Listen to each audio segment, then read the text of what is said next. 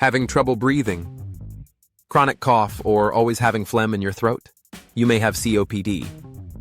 What is COPD? COPD is a long-term damage to the lungs that makes breathing difficult. It usually develops after years of exposure to irritants, the most common being cigarette smoke. But air pollution, workplace dust, and even long-term exposure to cooking fumes can play a role. Patients often display the following chronic cough, often with phlegm. Shortness of breath, especially during physical activity. Wheezing, frequent chest infections. Treatment and management. COPD has no cure, but it can be managed. Quit smoking and get away from secondhand smoke. Inhalers and medications. Bronchodilators and steroids tube the airways and reduce inflammation.